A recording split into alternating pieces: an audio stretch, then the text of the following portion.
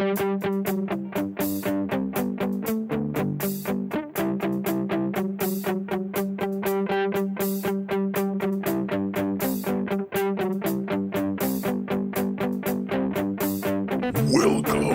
to Publitarian Podcast.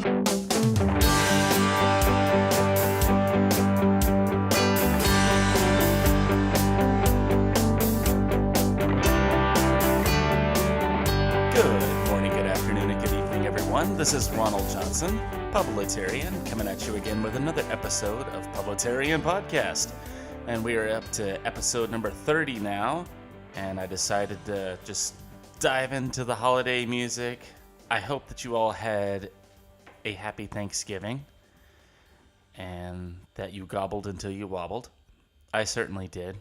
We had pretty much an army here, and myself and Mrs. Publitarian did the entertaining, and a good time was had by all. And then, of course, we have Black Friday the next day. I don't know about you guys, but I do not go out for Black Friday.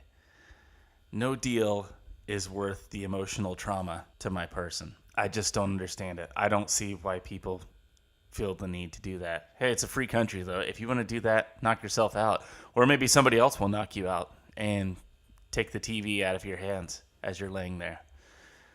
But you get the typical social media videos of people like stampeding and fighting each other. I mean, I'm not going to lie. They are entertaining. But at the same time, it's sad.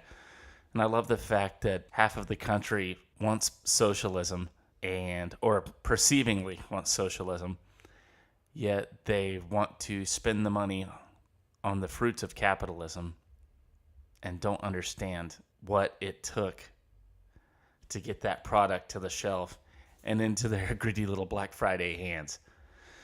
But anyway, man, I just swerved into talking about the evils of socialism again. That comes up a lot on my show. It's a recurring theme. It's because it's such a dangerous and poisonous ideology. Anyway, so we stayed away from Black Friday, had a good weekend, did some more hanging out with friends and family. A good time was had by all.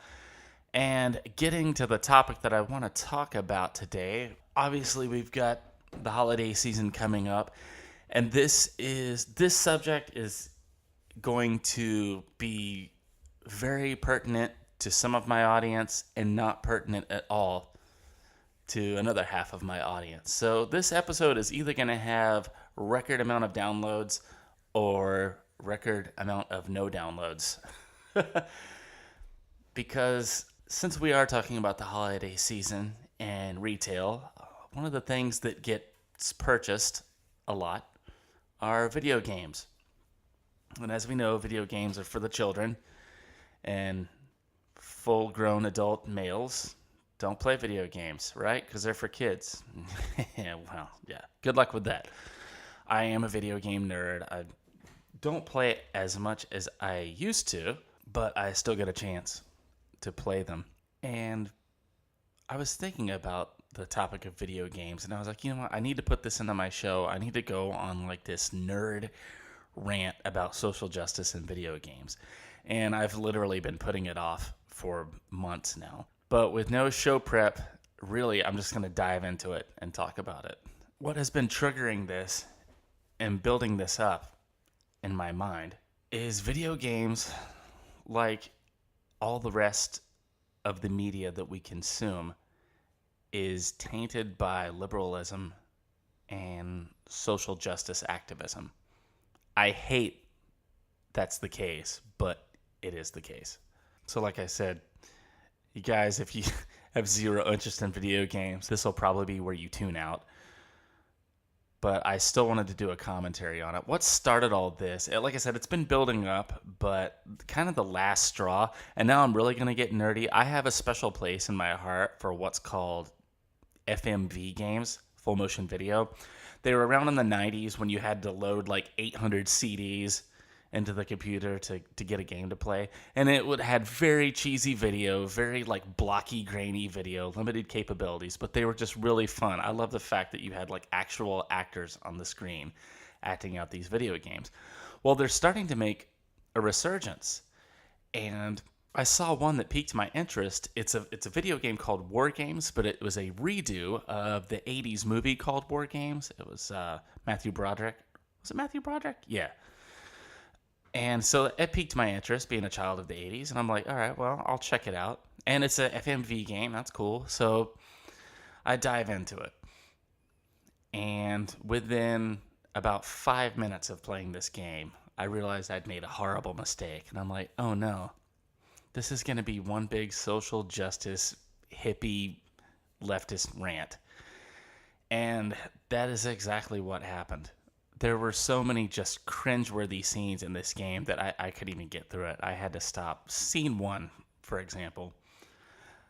This girl is trying to do a bit of hacking and investigative journalism. And of course, the girl is a minority because white people are evil. So the minority female is trying to take down the system.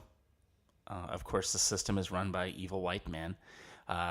There's a problem in our American military. Anyway, it's about the movie War Games, if you ever saw it. It's a computer trying to get two sides of a Cold War faction to battle it out with each other via nuclear war. So anyway, it starts out with some good old feminism and emasculation of man. She's got her boyfriend there with her, and she's trying to get him to dress the part for something that he's getting ready to do, some kind of, undercover action or whatever. And she was like, well, why don't you just do a little strip show for me first? And it's like minutes of just cringeworthy scene and dialogue to where it's not even, I don't know if it was trying to come across as either sexy or humor, but it didn't accomplish either one. But it was so bad that I couldn't. I was like, oh my God, I have to find a way to fast forward this. And she's just emasculating him at every turn. And I kid you not, guys. I kid you not. The very next scene, there's this beta cucked white kid that's on minority woman's team that's helping her hack. And he's going in through hidden cameras to try and find evil doing of this great mastermind. Of course, like I said, evil white guy. And the guy's girlfriend is starting to change her clothes. They don't show anything, by the way. It's not like one of those kind of games. But anyway, she's starting to change her clothes, and so he does his little camera to follow her. And I kid you not, the minority woman, hero, main character, is like, I can't believe you're doing that. She's a person. And I'm like, you literally just did the same thing with your man a scene ago. Anyway, and I just couldn't after that. And then I lasted for a couple more scenes, but it was just like, the military's evil, America's the great Satan, and I just couldn't. I had to turn it off. And then I started thinking about it. Gamers, I don't know if you're familiar with Gamergate or not, but there has been this hard push for years now to push video games and video game media more and more into the social justice, Antifa, take down the man, you can call it leftism, Marxism, hippieism, whatever you want. But there's been a huge push for that because the media and the left, unfortunately, know that we are consumers and we are mass consumers of media. And all they have to do is, they don't even have to really entertain us that well. All they do is have to provide just a sliver of entertainment.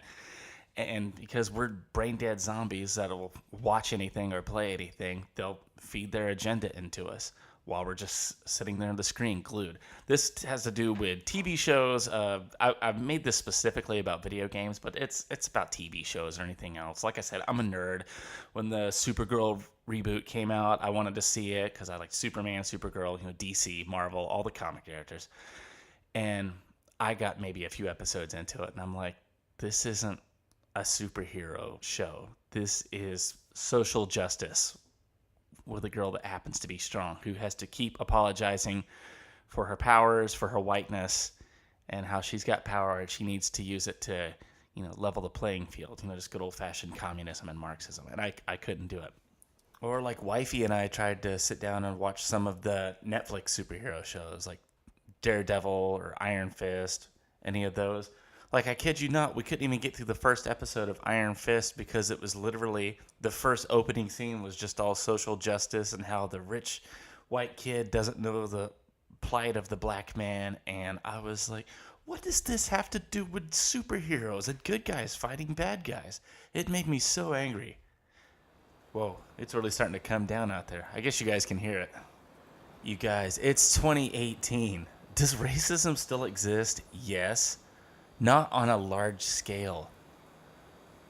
It's 2018. Can we move on? Please. Can we get along? Please. Without having to keep dragging this up in media over and over again. Anyway, that was just a side note. Anyway, back to the video game stuff. So we're seeing this push to keep telling these tales. And what's happening is even historical video games, you're seeing history rewritten. You're seeing, things that couldn't possibly happen in the context of history happening, such as roles of women, roles of minorities. It's not really fair to the story or to history. Because if we don't keep and preserve history, we don't have anything to look back on and learn from mistakes. If we whitewash our history, then we have nothing to draw from. We have nothing to learn from. And it's kind of a dangerous avenue that the liberals have taken us down. Anyway, I started out ranting about video games, but then this ended up being a commentary on all media. But that's what's happening. I am starting to see conservatives, libertarians answer back via media, but in my humble opinion, we still haven't broken through. We still haven't found that niche that makes it happen. And I think because conservatives, libertarians, free thinkers tend to be logical human beings, and while we are capable of producing art has a lot of feeling and a lot of emotion. And that's what liberalism is charged on, like feeling and emotion. And I feel really bad for the art community in general that used to... Here's what I found. Hey Siri. No, I don't want you right now. Go away. Anyway, I feel really bad for the art community because a community that used to thrive on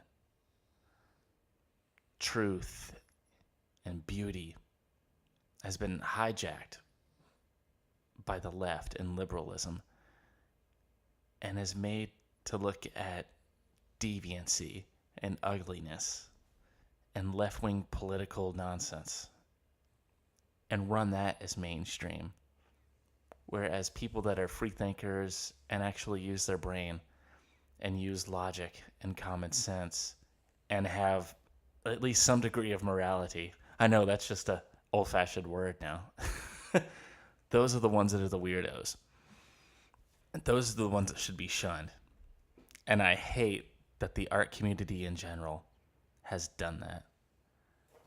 And I'm not speaking out of turn here. I am an artist. I have an art degree. And I'm a musician.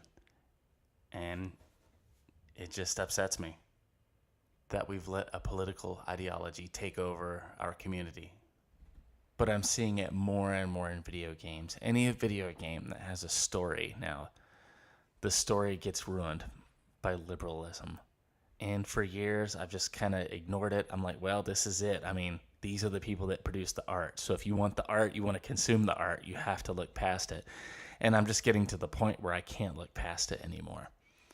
So if you are a game developer out there and you're listening to this, start pushing your product. Start some GoFundMes, Patreon, something. Get yourself out there into the realm of ideas and start competing. Because while conservatives or people on the right side of the aisle, where we are more logical, we all have heart. And I think if we tap into it, we can start producing thought-provoking art that will not only challenge what the liberal Marxists are peddling now, but can overcome it and shine on its own merit. Now, if I were to wave my magic wand, I wouldn't need political commentary at all in any of my art. And it's not that it necessarily needs to be there, but because it is there so heavily and predominantly on the left, I think that to combat it, we have to start producing free-thinking, logical, right-wing, libertarian type of movies, art, music, video games especially. Because like I said, video games, how they used to be for kids, because we were kids when the technology came out and we were playing it, and we've grown up and we're still playing video games. Like, I'm still seeing that. A lot of the shift, a lot of the characters that we played video games, like the characters that were in the 90s video games, they're literally like all grown up and have sons and children now in the reboots, which I find that hilarious. It's because it's a bunch of 40 and 50-year-old dads playing video games. And so that's just another arm of the leftist octopus hydra that it had to just get its mitts in. And like I said, for years, we've just been going down this slow trajectory towards more leftism and more liberalism in our art, in media, and in our video games. And I'm tired of it. At best, I wouldn't want politics at all. I would just want to be entertained. But like I said, I don't think as conservatives we have that option anymore. We have to start fighting back on all fronts, because liberals are like, I don't know, they're like an amoeba. They just shift. Like, if you start bidding them back in one thing, they'll go to something else.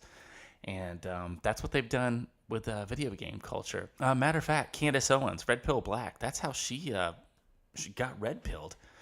She was trying to do an anti-bullying campaign, interviewing this chick that supposedly got bullied by all these gamers. And I can't remember this chick's name now. She was like a feminist dream. Well, it turned out all the bullying was bullshit, and it was manufactured, and she'd made it up. And Candace, Milo, some other people, stumbled upon the gamers stumbled upon this information, and that's what caused Gamergate. So it's real. It's real out there, and we need to start fighting that battle. So, like I said, if you are a designer, you make video games, don't be afraid to start producing thought-provoking political content that will challenge what is now, unfortunately, the status quo. Because we need it now. We need it now more than ever in our society. Because young minds are coming up, playing video games, consuming media. They always have their phone in their hand, their tablet, something, playing some kind of game. If we don't start fighting back, we're going to lose that front as well. And we can't afford to do that anymore. The media is not all powerful. It just looks like it is. And I promise you, if we all start en masse fighting back and combating this horrible ideology through media, we will start winning the battles. So that's my rallying cry for you today. Sorry about the nerdy rant, but it's been on my heart for months to talk about it, and I've been putting it off. But there it is. And damn it, I did it again. I made another Debbie Downer episode. I'm not doing it on purpose. I promise you guys. It's just the truth is the truth, and sometimes it's not pretty, and sometimes you need to hear it. But let me pull it back out of the ditch. We're going into the holiday season here. And the next few weeks coming up, I hope you guys have a safe and happy and joyous holiday Christmas season. Yes, I'll say Christmas. I should have got that clip of Trump saying, and we're going to say Merry Christmas again. Freaking love that. As always, if you want to get a hold of me, I am publitarian@gmail.com or thepublitarian@gmail.com.